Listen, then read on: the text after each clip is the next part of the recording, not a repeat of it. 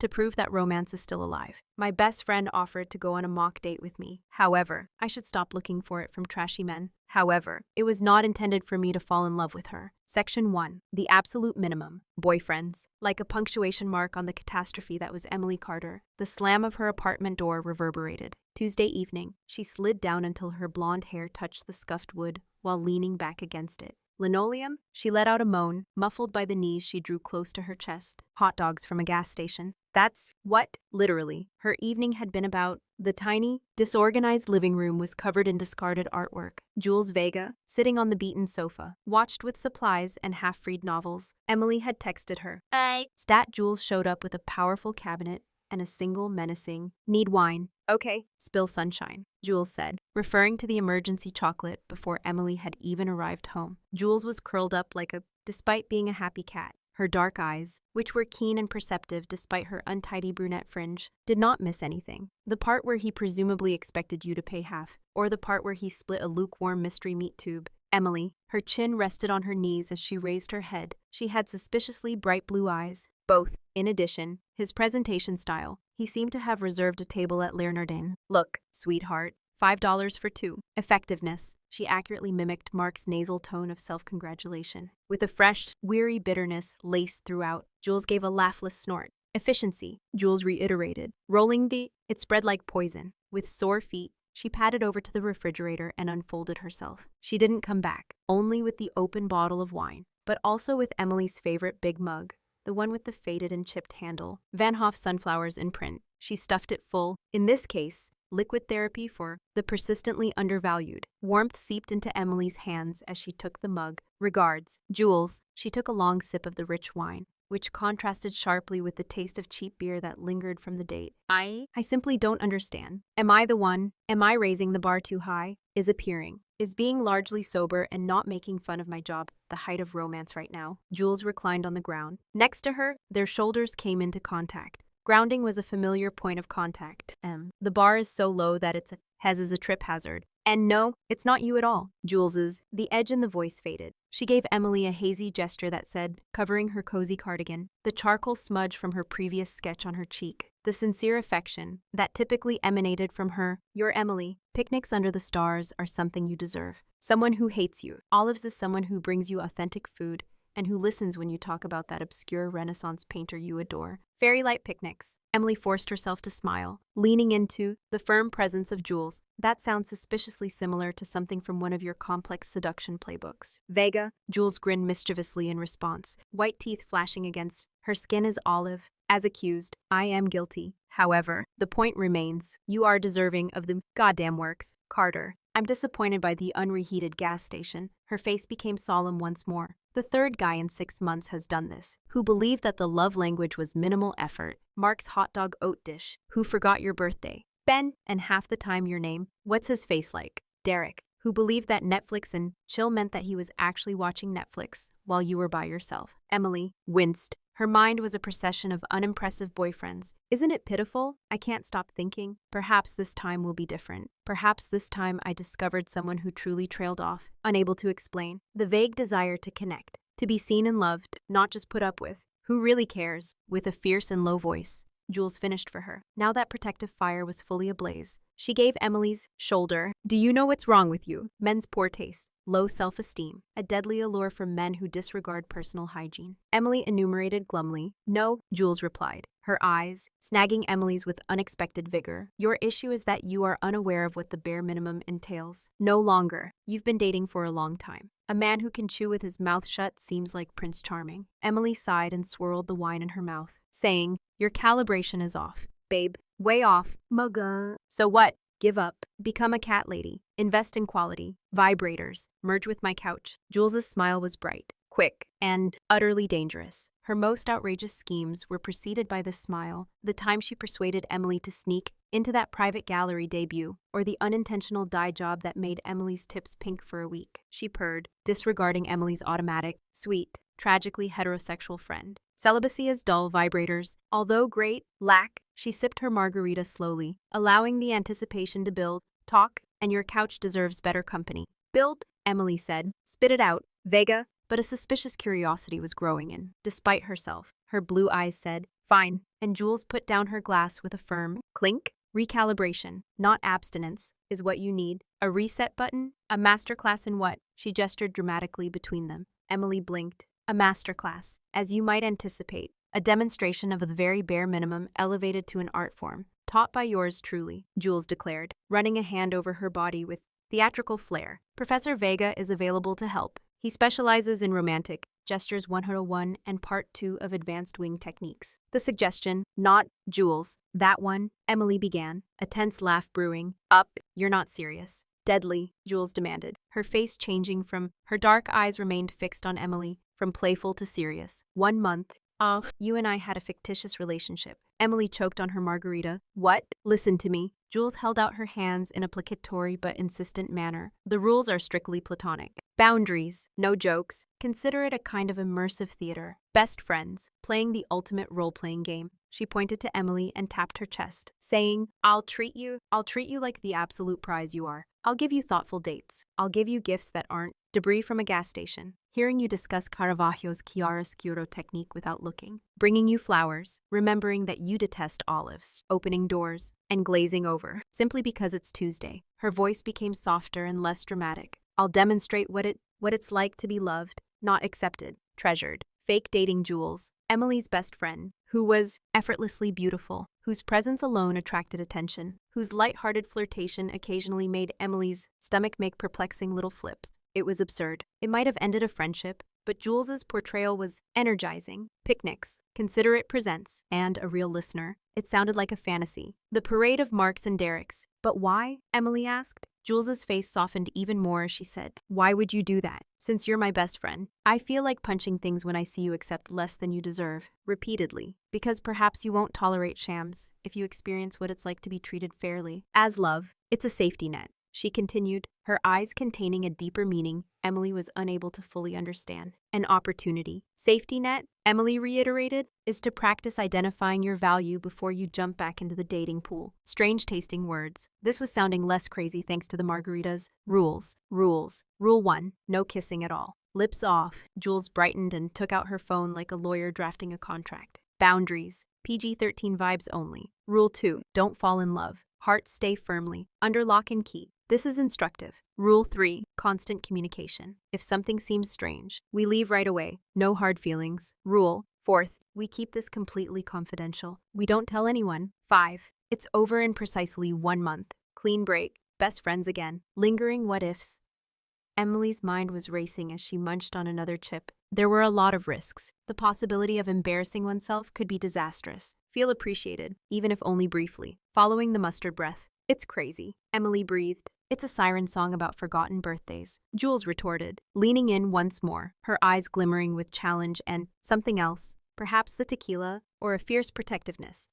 Just practice. No real pressure. No real risk of heartbreak. To see the positive aspects. What could go wrong? Oh, Emily, Jules thought, a pernicious warmth that wasn't related to the alcohol spreading through her chest. I get this weird fluttery feeling when you look at me like that. And that's just one of 1,000 worse things. She looked at Jules, her partner in crime, her anchor, and her chaos agent, providing this ridiculous, fearsome lifeline. She pictured Mark's arrogant face with that hot dog in his hands. She pictured the emptiness of being an afterthought. Emily's face lit up with a slow, shaky smile. Felt careless. It felt optimistic. Okay, Vega, she said, her voice growing. Strength. She lifted her salted rim in Jules's direction. 1 month. Pretend until she went on. Make it. Show me what this bare minimum is supposed to look like. Jules threw her a chip and said, if you try to feed me gas station sushi on our first date, the deal's off. Head back. She clinked her glass firmly and laughed. A warm, rich sound that broke through the noise of the cantina. Carter, be ready to be courted within an inch of your life if you go against Emily's deal. Her wink was pure trouble. Of course, platonically. Operation. Details of the first date will be sent out soon. Recalibration begins now. Dress cutely. Part 3. The first date. Emily was in a bad mood on Friday afternoon. Panic. Jules had told you to wear something adorable, which was coming from Jules Vega, whose casual style frequently, it was frighteningly ambiguous, involving band tees that looked like they belonged in a museum, and artfully torn jeans. Searched her closet 3 times, removing items that were thought to be too try-hard, too frumpy, or too similar to a She finally decided on a basic, delicate blue sundress after a disastrous date with Mark. It felt hopeful. She usually saved it for gallery openings. At precisely, Jules was stylishly and purposefully 2 minutes late at 7:02 p.m. And a loud knock reverberated through Emily's apartment. She took a deep, calming breath, but it didn't stop the frenzied butterflies in her stomach. Jules stood there, casually leaning against the door frame. But the moment he opened the door, he forgot how to breathe. She wore a perfectly tailored outfit instead of the band tees and torn jeans, creating an effect that was anything but casual. She wore her typical dark charcoal blazer over a plain white t-shirt that somehow looked incredibly expensive. Slim-fitting black pants that ended just above polished ankle boots took the place of jeans, and her disheveled dark waves were controlled into a slightly more deliberate tousle. And there was a faint citrusy and sandalwood scent. But what she held was what really short-circuited Emily's brain. In one hand, Emily pointed out a stunning bouquet of deep purple lizanths and sunflowers, which are her absolute favorites, wistfully at last week's farmer's market. Evening, Jules said. Carter,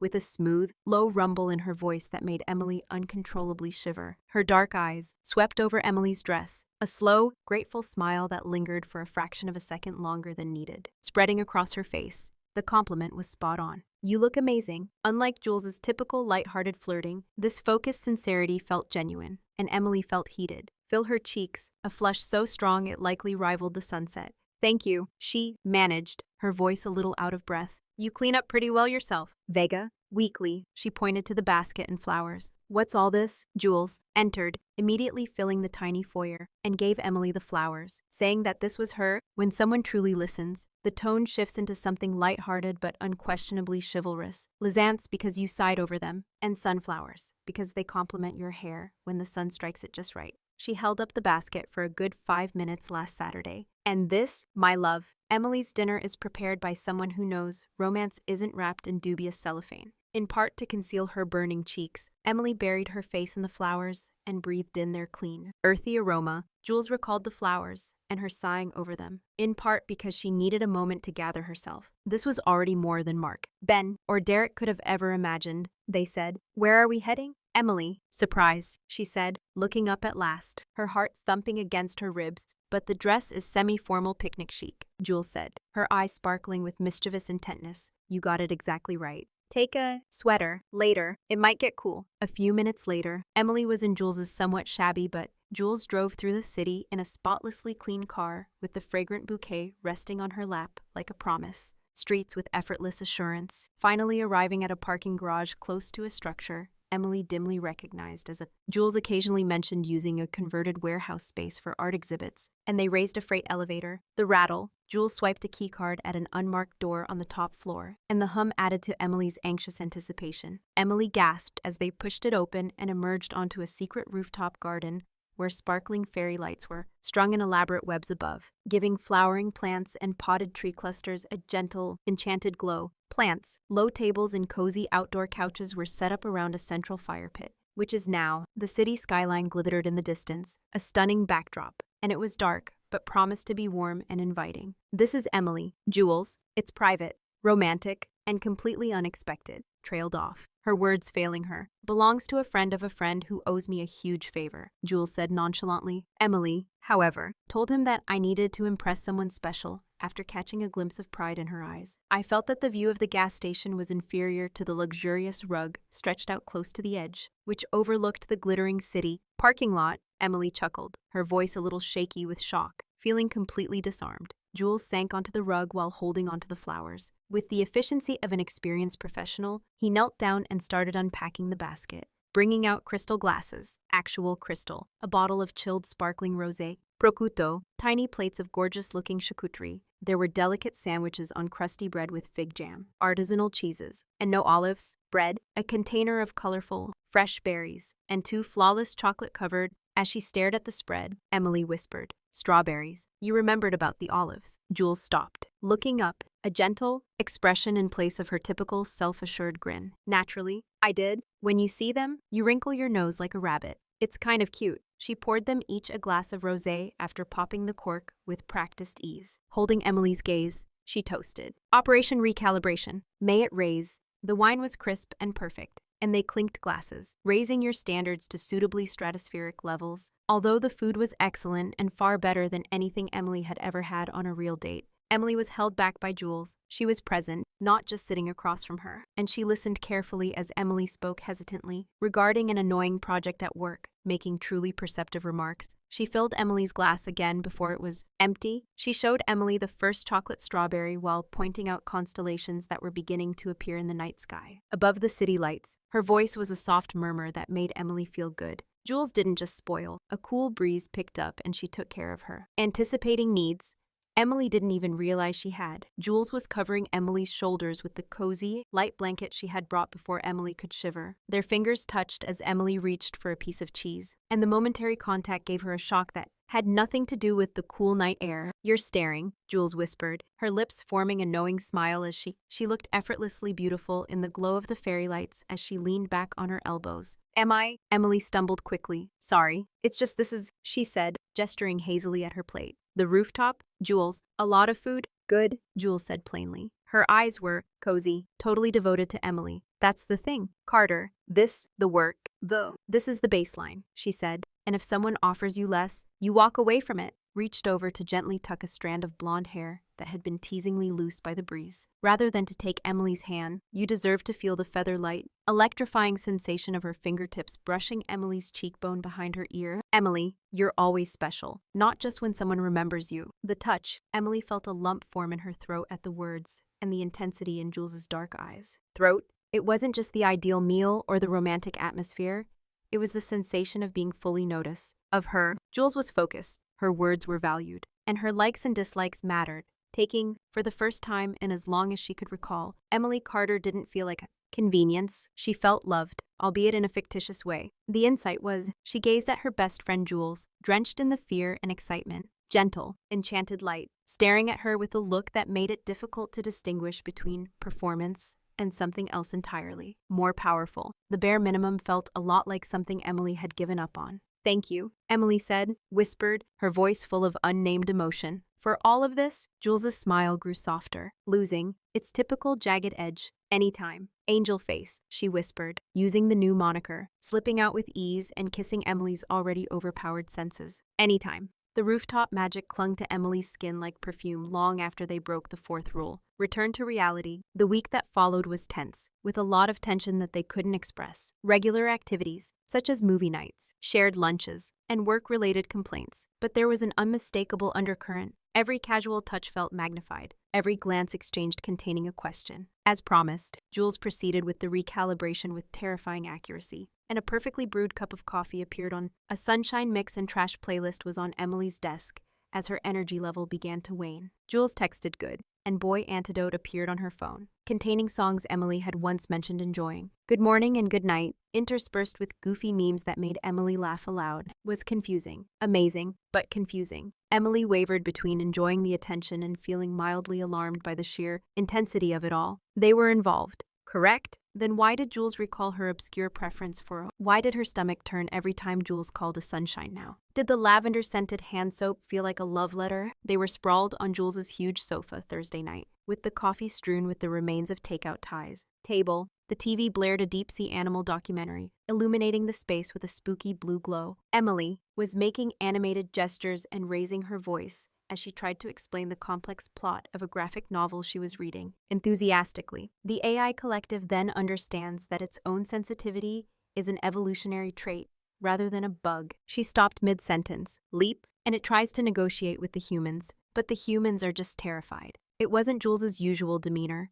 Instead of merely listening, she was observing her with an expression Emily couldn't interpret, amused smirk or receptive nod. It was quieter, deeper, and more intense than Jules was leaning against the armrest with one leg tucked under her. Her dark eyes focused on Emily, making her words fade. Emily's face with eerie concentration. "You're doing it again," Emily muttered, suddenly feeling self-conscious. "Can't you get this?" Jules whispered, her voice rough and low, interrupting the documentary's narration. "Little crease right here," she said, indicating hazily between her own eyebrows. "When you're truly into something and it's captivating how the eyes light up as if someone turned on a lantern inside." Unlike her rooftop, the compliment, which was given with such quiet sincerity in the dim light, landed differently. Declarations. It was personal, unfiltered. and Emily's neck began to flush. She averted her gaze and tinkled with the side of the takeout container. Jules, it's you. It's just a comic book. She is intelligent, passionate, and sees things that most people miss. She is gently corrected. Leaning closer, Emily's breath filled the tiny gap between them with the aroma of her citrus and sandalwood. Married, then it happened. Emily had been pointing, and a strand of her blonde hair had come loose from its untidy. Before Emily could even notice it, Jules's hand was in her bun, slipping across her cheek and catching on her eyelashes, moving with a purposeful, almost reverent slowness rather than speed. Emily's temple was touched by her calloused but incredibly soft fingers from her pottery work. Jules gently hooked the stray strand and tucked it safely behind her. The feather was light,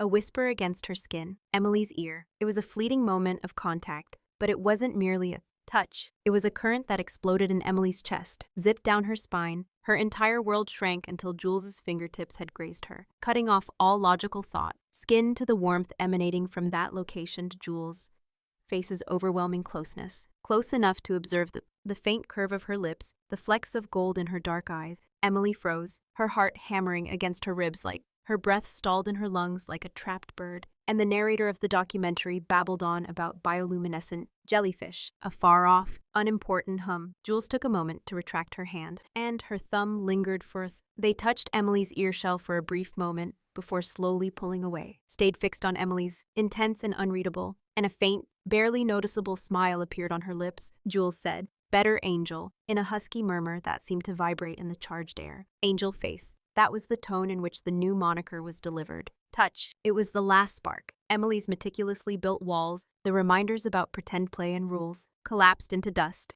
Pure, electric panic swept through her, overwhelming everything else. She gave a little start, separating them by a few valuable inches. Her voice, when it finally appeared, sounded strained and high-pitched, revealing the turmoil within. You mean to say that it's playing?" Desperately, the question escaped out, a cry for comfort, for the safety net to contain this, the affection, the monikers. It's all just... She frantically looked into Jules's face as part of the act. The recalibration demonstration. Jules didn't look for validation, for the recognizable playful glint that would indicate it was all a show. Away. The softness was still present as her deep, steady dark eyes met Emily's. However, it was now tinged with something else. A challenge, amusement, a flash of that little knowing smile grew into a slow, purposeful one. Something raw that Emily was afraid to name. Jules purred, her voice falling even lower, a smirk that was pure, unadulterated Jules's Vega danger. Totally. Emily leaned forward once more, slightly invading the space with a velvet rumble that seemed to caress her nerve endings. Her eyes flicked to Emily's lips, then snapped back up,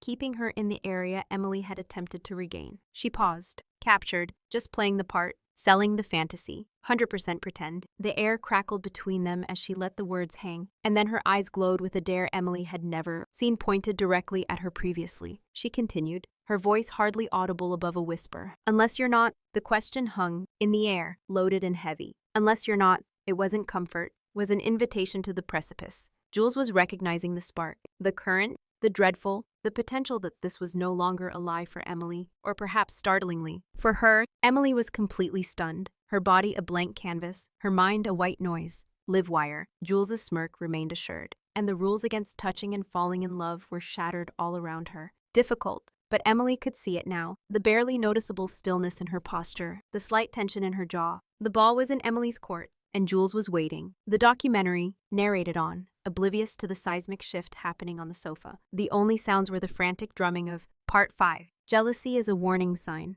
Emily's heart and the eerie silence awaiting her response. The taffy thin, trembling silence that followed Jules's whispered, "Unless you're not," had stretched before Emily had. The question hung in the air as he finally stumbled something about needing water and practically ran to the kitchen. They managed to avoid it, but it hung heavy in the air between them for days, a ghost haunting their regular conversations and lunches. The fictitious relationship went on as people cautiously avoided landmines. Jules brought, Emily sent her amusing cat videos during a meeting, organized a weekend getaway to a place, and ordered her favorite lavender latte just because local art fair. But every handbrush felt tense, layered with a fresh sense of electric awareness. A coffee cup, each glance across the couch felt burdened. After a week, Emily was in Jules's. The air was heavy with the earthy, damp smell of clay and the steady hum of the wheel.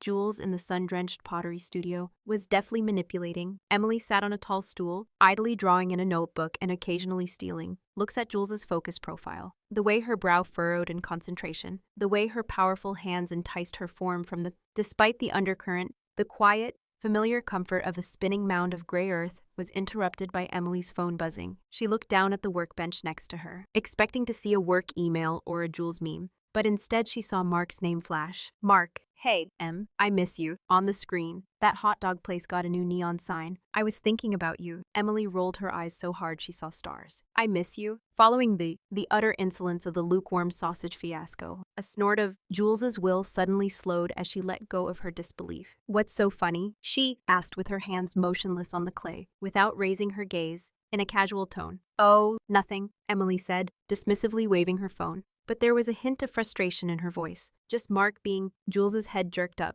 and her dark eyes, which are typically warm with concentration, immediately sharpened. Mark. The name sounded cold and flat. What is he after? Emily shrugged. He said he misses me and thought of me because the gas station got a new sign, but he was just being strange and trying to minimize it. Romance isn't dead. It just smells like desperation and stale hot dog buns. She anticipated that Jules would laugh and make a harsh criticism of Mark's lack of creativity. But instead, Jules went completely. Her knuckles, where she held the wheel's edge, turned white, and the calm stance disappeared. He texted you. Jules's voice was low, and the studio's hum seemed to disappear, to be replaced by a sudden, crackling tension. Dangerously silent. It was an accusation rather than a question, and after the manner in which he treated you, after he believed that splitting a hot dog from a gas station was a date, Emily blinked. Jules's tone surprised me with its venom. Yes, it's Mark. Subtlety isn't. Jules forcefully pushed back from the wheel, demonstrating his strength or basic decency. That caused the stool to scuff violently against the concrete floor, and she got up,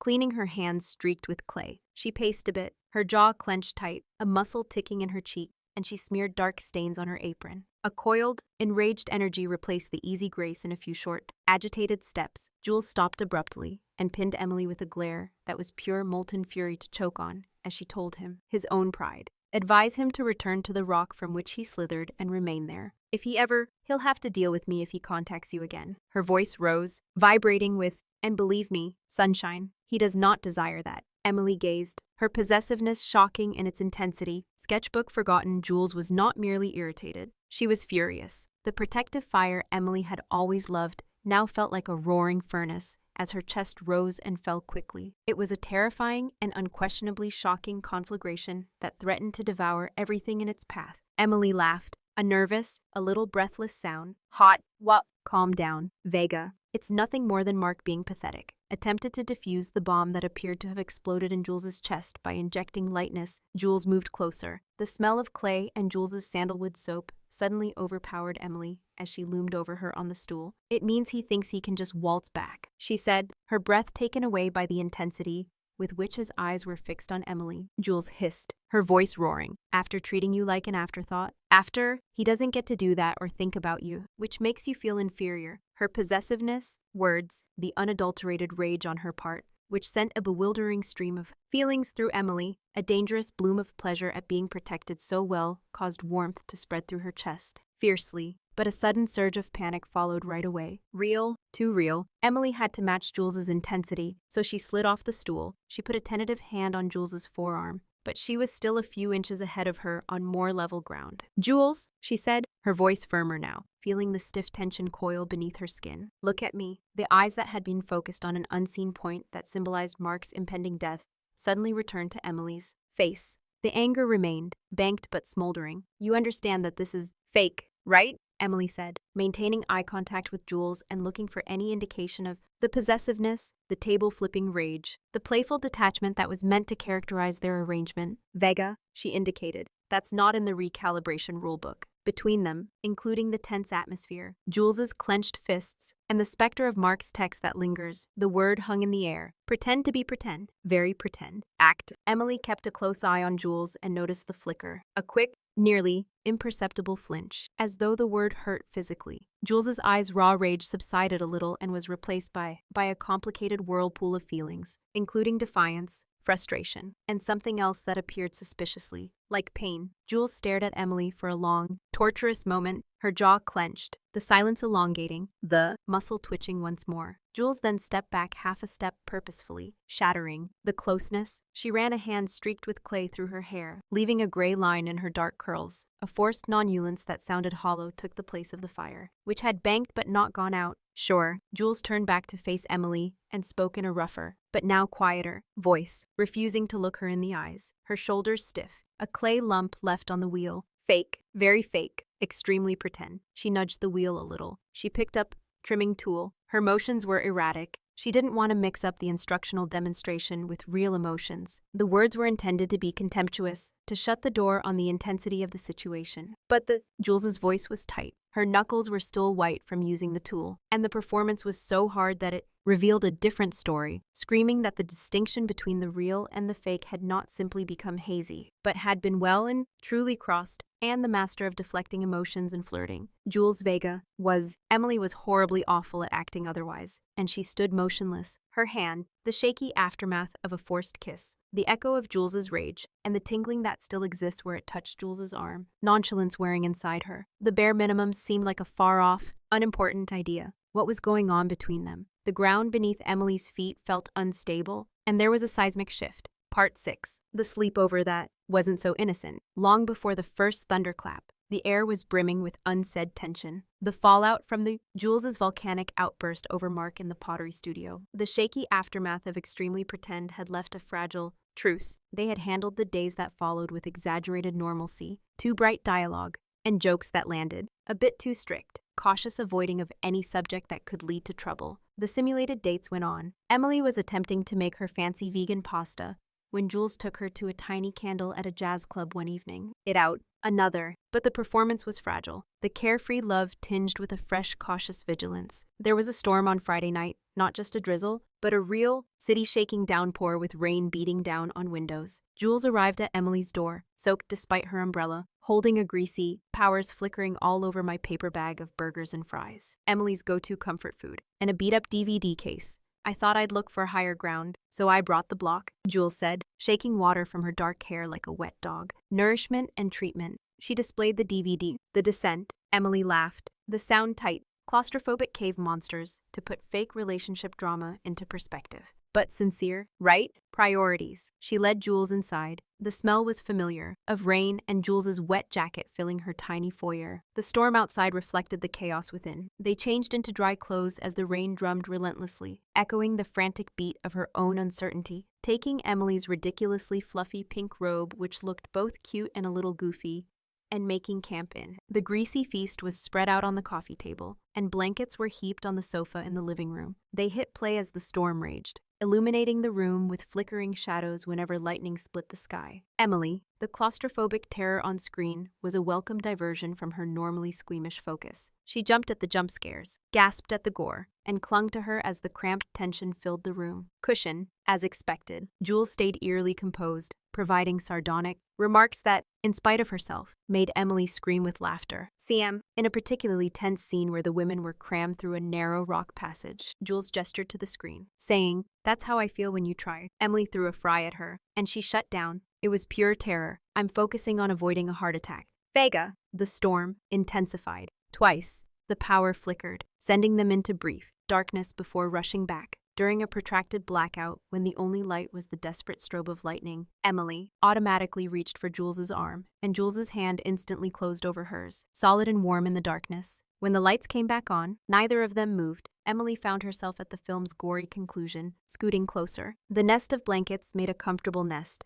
and the sofa wasn't very large. Jules moved, opening her arm in a silent invitation. Emily leaned in hesitantly, her heart thumping more loudly than the thunder outside. And tucked, Jules's arm settled around her as she pressed herself against her side and found a comfortable place for her head on her shoulder. Surprisingly naturally, she pulled the blanket higher over both of them. The familiar smell of Jules's shampoo mixed with the rain, and the remaining awkwardness vanished in the warmth of the shared embrace. And frying oil, Jules's body felt firm and comforting against hers. Emily could feel Jules's heartbeat beneath her cheek, a constant throb that contrasts with the panicked horror on. Jules's thumb started to move, making slow, careless circles on the screen. Emily's upper arm through the blanket, Emily felt a chill that wasn't related to the cave monsters. As the credits rolled, the sound of pouring rain signaled the end of the film. The ensuing silence wasn't uncomfortable. It was thick, warm, and the storm was still raging, but it felt far away and safe inside the blanket cocoon, heavy with something unsaid. Emily felt boneless, soothed by Jules's breathing rhythm, her arm's light pressure, and the hypnotic circles on her arm. Her initial focus faded, giving way to a sleepy satisfaction she hadn't experienced in perhaps weeks or months. Emily tilted her own head as she felt Jules move a little. Turning her head, Jules's face was close, illuminated only by the dim glow of the TV's menu screen, which was silently replaying. As she looked up and back, Emily had never seen the expression in those dark eyes, which were soft and lacked the usual sharpness or mischief. Before, deep affection, a silent power that made her gasp. Jules's voice, rough with emotion or sleep, was a low murmur, barely audible over the rain drumming on the roof. Or both. Yes, Emily replied in a whisper, drawn by Jules's expression. Jules remained silent for a while, tracing Emily's face, eyes, nose, and slightly parted lips.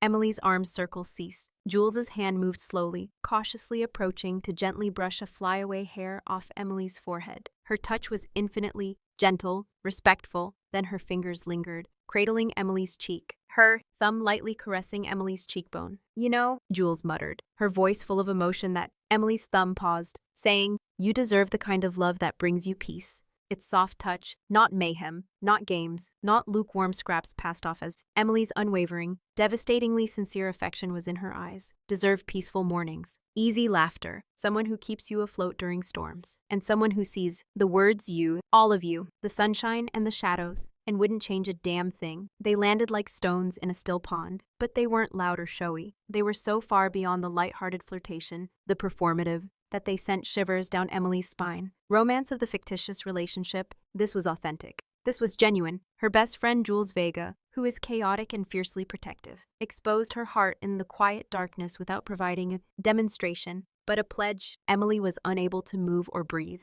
could only gaze into Jules's eyes, feeling the warmth of Jules's hand on them, and seeing the truth reflected there. Her cheek, the firmness of her body against her side. The city, the storm, the ghosts, the outside world of Derricks and Mars vanished, leaving only Jules. Jules, who knew, Jules, who fought for her, teased her, remembered her favorite flowers, and detested olives, knew her better than anyone else. Jules, who now gazed upon her as though she were the sole remaining star in a storm-darkened heavens, returned his thumb to its. She did not lean in to kiss Emily, nor did she use words to break the delicate spell. Instead, she gently stroked her cheekbone, merely maintained Emile's gaze, her own brimming with intense, painful tenderness, and slowly, methodically, snugly wrapped the blanket around Emily's shoulders, then leaned back and tugged Emily just a little bit. Her breathing evened out, deepening toward sleep, and she leaned closer, pressing her cheek against Emily's crown. With her head resting on Jules's shoulder and her arm acting as a warm, protective weight, Emily lay motionless. Jules's heart pounded steadily against her ear as the words were whispered, echoing in the quiet.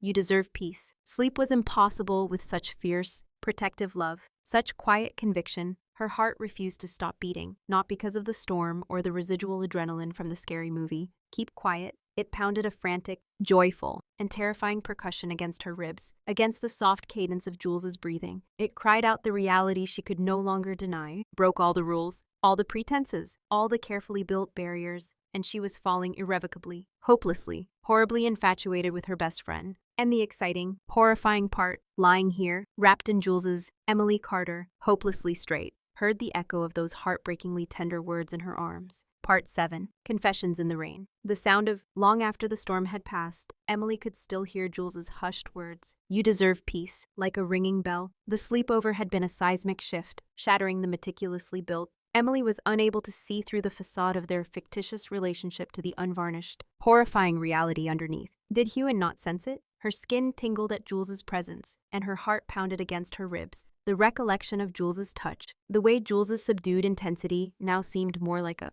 promise. She was overwhelmed by it. A week later, Jules, who had always been dedicated to the recalibration, organized a date that seemed like a purposeful contrast to the tumultuous intimacy of the sleepover. A chic, high-end restaurants' rooftop dinner, complete with spotless linens, relaxing music, and expansive city views, was objectively flawless. Jules exuded charm with ease, requesting Emily's preferred wine before she even asked. She was joking with the waiter, her hand casually resting on the tablecloth close to Emily's, sending shockwaves of. Emily's eyes crinkled as she told a humorous story about a disastrous glaze firing at her studio, raising awareness up her arm. Her laugh was warm and familiar at the corners, but Emily didn't feel connected, grinned, nodded, and took a sip of her wine. But her thoughts were only inches away, reliving the sensation of Jules's arm encircling her, the pressure of her head against Emily's, and the heartbreaking tenderness in. The flawless restaurant felt sterile, like a lovely stage set for a play whose script Emily, Jules's practice charm, though charming, felt like a barrier now, and she no longer wanted to follow. She needed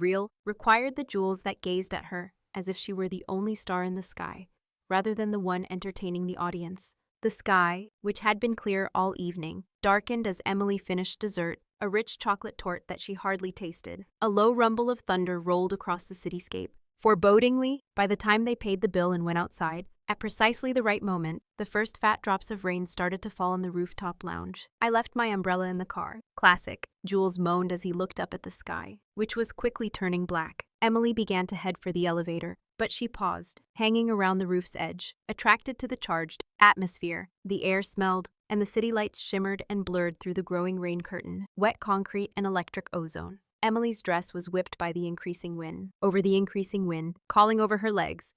Come on. Jules held the, we'll get wet. Emily turned slowly as Jules stood framed in the elevator door. Her hair was already beginning to curl from the damp worry that was etching her features in the light of the elevator. The last of Emily's detachment was broken by the lovely, slightly unkempt, genuine. The meal and the meticulously kept facade vanished as the summer rain and Emily took a step back, not toward the elevator. The overwhelming truth thumping in her chest. Rain immediately soaked through her thin dress and plastered her blonde hair to her face as she continued into the downpour, running cold rivulets down her skin. She let out a wild, almost hysterical laugh. The thunder of the rain drowned out the sound. Emily, Jules shouted and left the elevator, and advancing on her. What are you doing? You'll get pneumonia, she said. Emily turned to face her fully as the rain streamed down, and she reached for her arm, her touch warm even through the soaking fabric. Down Jules's face, clinging to her lips, darkening her eyelashes, and making her appear completely genuine, devoid of artifice, her dark eyes wide with concern and bewilderment. The city lights reflected in the puddles that were forming around their feet,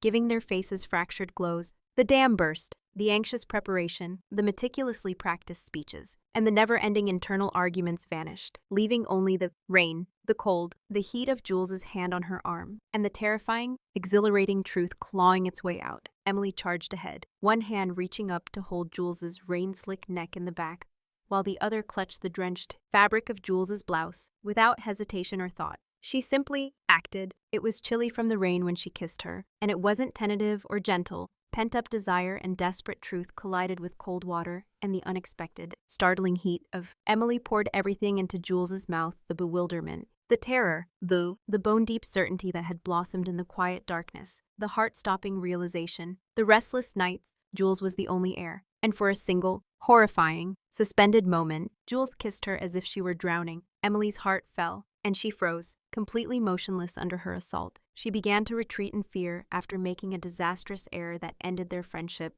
Flaring white-hot, Jules then answered, without hesitation. With a low, Jules's hands appeared, one tangled in Emily's damp hair, and an almost guttural sound vibrated against Emily's lips, pulling her flesh against her own wet body. The other slid around her waist, and the kiss changed from Emily's fervent assertion into something fierce, reciprocal, and incredibly profound. With a hunger that matched Emily's, Jules returned the kiss, parting her lips and bringing her tongue to Emily's in a dizzying slide. The scorching heat that blossomed between them overshadowed the chilly rain, and Jules's hold became more firm. Time became meaningless as she anchored Emily against the storm and against herself, her body a firm, inviting line against Emily's, only the smooth glide of lips, the mingling of rainwater and shared breath, and the desperate pounding of two hearts beating on each other through wet clothing. The world diminished to the texture of genuine Jules, solid, giving her a passionate kiss in return that took Emily's breath and her sanity. And at last, as she gasped for air, Emily broke. The kiss, pressing her forehead to Jules's, their breath mingling in the cool, rain-soaked air as they wore ragged pants. Emily's hands were shaking as the rain trickled down their faces, appearing to be tears or just the storm. Where they clutched Jules's neck and blouse, she raised her head to meet Jules's eyes, which were pools of dark,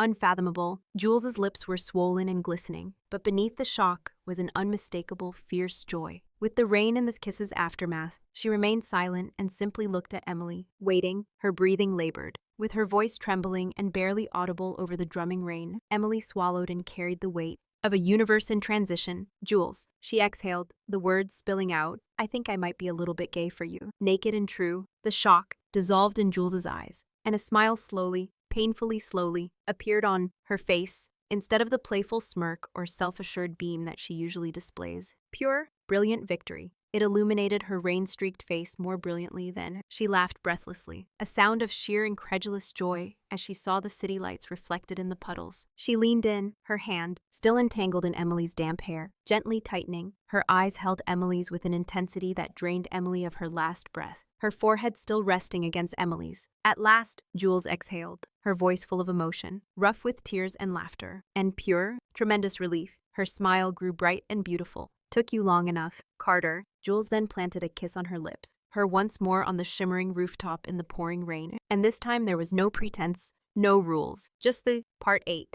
Is this still a lie? The morning light, pale and tentative, filtered through Emily's blinds, striping the rumpled sheets where she lay wide awake. Jules, one of them was still slung possessively over Emily's waist, a warm, solid weight breathing softly next to her. The taste of tequila and Jules, the rain-slicked skin, and the rooftop kiss all came flooding back with dizzying memories. Intensity. I think I might be a little bit gay for you. The words reverberated in the silent room, fearsome and audacious. Emily was shaken by the harsh reality of dawn. What had she done? She carefully and gently freed. She slipped out of bed like a burglar escaping a crime scene. Removing herself from Jules's embrace and padding into the cool tile in the kitchen was a shock to her bare feet, and filling the kettle felt like a mundane chore to hold on to. Jules kissing Jules, wanting to kiss Jules in the whirlpool of her mind. Once more, she jumped when she heard the gentle shuffle of footsteps. Jules stood in the doorway, her hair looking adorable from sleep. She was wearing one of Emily's old band t-shirts, and her sleep-soft eyes sharpened as soon as they took. Jules whispered, "Morning, angel face," in Emily's stiff stance, her white-knuckled hand on the counter. Husky, with a tentative smile on her lips, she stepped forward and reached out to brush a flyaway hair from Emily's face. Flinched, a small, uncontrollable movement that caused Jules to freeze. Jules's brow was marked with lines of worry. Are you okay? Was it too much? Did I last night?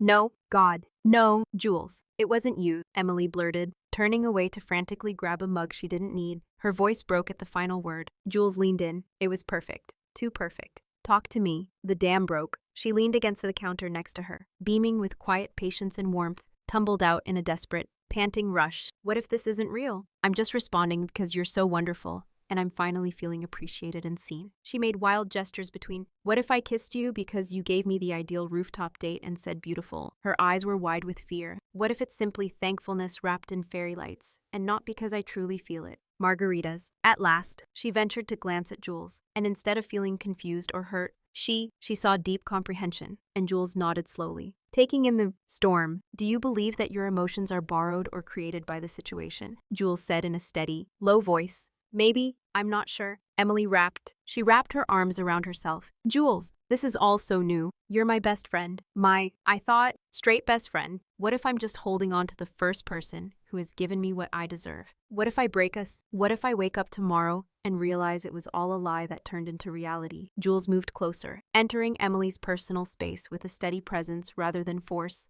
She carefully removed one of Emily's hands from where it Okay, Jules said, her gaze fixed on her own arm as she clasped her fingers together in a grounding touch, focused intently and unflinchingly on Emily's. Let's dissect it. Was the picnic enjoyable because it was a mock date, or because I told you about it? Did you blush because of the way I tucked your hair, of the part, or because you were touched by my fingers? Given that it was raining, did you return my kiss on that rooftop? Is it romantic, or did you want to kiss me? Emily's breath caught. Every query resonated with a chord, vibrating with the reality she was frantically attempting to avoid. Jules went on, stroking the back with her thumb. And this panic now, Emily's hand. Do you regret kissing me? Or is it because it seems so horrifyingly correct that it frightens you to no end. Emily's eyes filled with tears. It felt right, she said. The admission roar was whispered. Jules's face softened with tenderness as she said, "So right? It's terrifying." Emily felt her heart tighten as it washed over her features.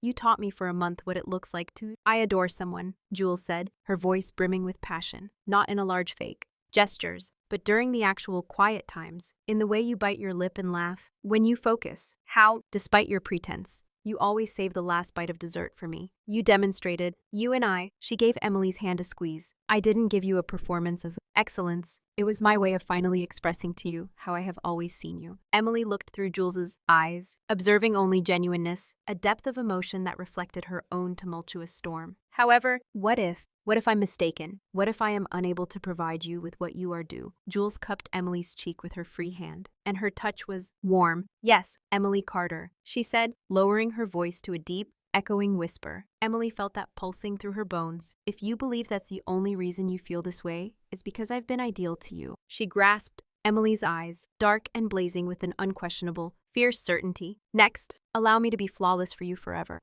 Allow me to demonstrate to you that your feelings are genuine every single day. That this isn't borrowed, she said, gesturing with their joined hands. It's ours. It's true. The world appeared to shrink to the area between them, to the firmness in her eyes, the warmth of Jules's hand on her cheek, and the unwavering conviction in her voice. The fear didn't disappear, but it moved away, swept away by an overwhelming, unadulterated trust. Jules wasn't playing pretend. Perfection no longer exists. She was committing herself, unadulterated. A wobbly, Emily let out a breath. The fear was momentarily overshadowed by the overwhelming size of the thing as she leaned into Jules's touch. Her Jules, her best friend, were radiating love. "Forever," she muttered. "It tastes fresh and incredibly sweet." The way Jules smiled in response was like the sun peeking through storm clouds. "Make an effort to stop me?" With a silent vow, she drew Emily into her embrace and held her close, sealed in the steady, synchronized beating of their hearts and the soft hum of the morning. There was no longer any pretense. What was left was frightful,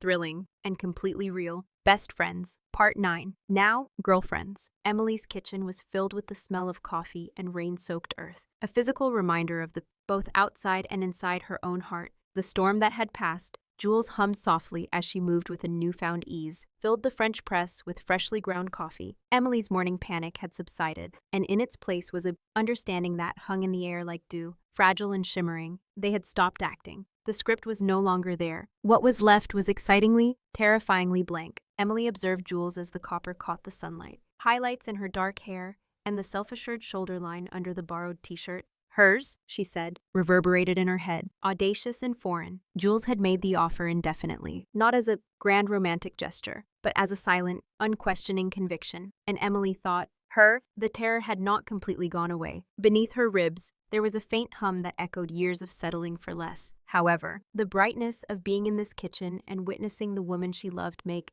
coffee. Jules pivoted and met Emily's eyes. Slowly, a knowing smile appeared across her face, causing her eye corners to wrinkle. "See something you like?" Angel face. The old nickname, once a playful barb in their fake dating charade, now landed like a caress. It was a promise, a reminder of the intimacy they'd built layer by layer, even when they thought it was pretend. Emily's heart did a familiar, happy somersault. "Always," Emily murmured, her voice slightly. She pushed away from the counter, crossing the small space between them. Jules set the coffee scoop down, her full attention now on Emily, warm and expectant. Emily took a deep breath. The air felt charged, significant. This wasn't just picking up where the rain and the kiss left off. This was a threshold. "Jules," she started, her fingers twisting together nervously about last night and this morning and everything. Jules reached out gently, untangling Emily's hands and holding them in her own. Her touch was steady, grounding. "Yeah," she prompted softly, her dark eyes soft and encouraging. "I meant what I said. On the rooftop. And I know what I want now." Emily swallowed, gathering her courage. The words felt huge, monumental. "I want this us for real." She squeezed Jules's hands. No more pretending, no more mock dates with escape clauses, no safety net. She searched Jules's face, looking for any flicker of hesitation, any trace of the playful detachment she used to wear like armor. Instead, she found only warmth, an intensity that stole her breath. Jules' smile deepened, transforming into something tender and radiant. "Emily Carter," Jules breathed, her voice thick with emotion. She lifted one hand to cradle Emily's cheek, her thumb tracing the curve of her cheekbone. "Are you asking me out? Like, officially?" girlfriends and everything. The directness, the slight tease mixed with profound sincerity was pure Jules. It broke the last of Emily's tension. A shaky laugh escaped her. Yes, Jules. Vega, I am officially, completely, and irrevocably asking you to be my girlfriend. No mocking required. Just us. For real. She held her breath. The vulnerability a raw open thing between them. Jules didn't hesitate. Her answer wasn't words, at least not at first. She leaned in, closing the small distance, and pressed her lips to Emily's in a kiss that was nothing like the desperate, rain-soaked one from the night before. This kiss was deliberate, unhurried. Seal. It was sunlight and coffee and the quiet hum of the refrigerator. It was a promise whispered against her lips. A silent yes that resonated deeper than any declaration. When Jules finally drew back just far enough to rest her forehead against Emily's, her eyes were shining. Took you long enough, she teased, her voice husky. But the teasing was laced with pure, unadulterated joy. I thought I was going to have to stage another dramatic rooftop confession. Maybe hire a mariachi band this time. Emily laughed, the sound bright and free, wrapping her arms around Jules's waist. A mariachi band for asking me out? Only the best for my girlfriend, Jules declared, the words settling between them like a perfect fit. She pulled Emily closer, tucking her head under her chin. And yes, Emily, 1,000 times, yes to being yours. For real, forever, however you want me. They stood like that in the sunlight kitchen, wrapped in each other, and the profound quiet of a promise finally fulfilled. The coffee forgotten, the world outside paused. Emily breathed in the scent of Jules, vanilla shampoo, sleep, and something uniquely her, and felt a profound sense of home settle in her bones. The journey had started with a laughable proposal for a mock relationship, a desperate attempt to reset her compass. It had dowered through panic and confusion, and the terrifying thrill of falling for her best friend. Now, standing in the warm circle of Jules' arms, the destination felt utterly perfect. Best friends were safe. Best friends were known, but this leap into the unknown with the person who knew her best felt like the bravest, most right thing she'd ever done. She tilted her head up, meeting Jules's gaze, a slow, confident smile spreading across her own face. So, girlfriend, she said, testing the word, loving the sound of it. What does our first real date look like? Jules' answering grin was pure mischief and adoration. Oh, angel face, she murmured, dipping her head for another kiss, softer this time. A prelude, just you wait. Part 10. Real love, no mocking required. A month later, the air in Emily's cozy apartment buzzed with a comfortable chaos of game night. Empty bowls that once held Jules' infamous and slightly too spicy Quosat, scattered amongst discarded Monopoly hotels and unords, laughter echoed off the walls. Genuine, unrestrained laughter that came from deep bellies and happy hearts. Jules was currently engaged in a dramatic mock-heated debate over Scrabble rules with Emily's cousin Leo, while Emily refilled wine glasses, a soft, contented smile playing on her lips. Her gaze drifted inevitably to Jules, her girlfriend. Girlfriend? The word still sent a little thrill through her, warm and fizzy like champagne. Jules, animated and gesturing wildly, with a tile holder, caught Emily's eye mid-rant. Her expression instantly softened, transforming from playful conviveness to pure, unguarded affection. She winked. A silent "I see you, I love you" that resonated deep in Emily's chest. This was it. This easy, uncomplicated joy. This sense of belonging that wasn't performative, wasn't part of a script. It was the culmination of stolen glances that lingered a beat too long, of hands that sought each other naturally across the couch, of whispered secrets in the dark that were promises, not pretend. As the game wound down and Leo headed out with promises of revenge next time, Emily started clearing the table. Jules joined her, their movements falling into a familiar, synchronized rhythm honed by years of friendship and now deepened by intimacy. Shoulders brushed, fingers grazed over discarded napkins. Tiny, constant points of connection. Emily stacked the last plate, her gaze drifting to the fairy lights still strung over her balcony door, a remnant of their very first mock picnic. A wave of nostalgic warmth washed over her. She leaned back against the counter, watching Jules wipe down the table with efficient swipes. "Remember when this was fake?" Emily said, her voice soft, laced with wonder. She gestured vaguely around the room, encompassing the cozy mess, the lingering warmth of shared company, the palpable love that hung in the air like perfume, the whole bare minimum boyfriend's intervention. The rules, the pretending. Jules paused, the damp cloth dangling from her hand. A slow, knowing smirk spread across her face, the one that always made Emily's stomach flutter. She straightened up and crossed the short distance to Emily in 2 easy strides. Without a word, she wrapped a strong, sure arm around Emily's waist, pulling her close until their bodies aligned. Emily instinctively rested her head against Jules's shoulder, breathing in the familiar, comforting scent of her citrus and vanilla shampoo,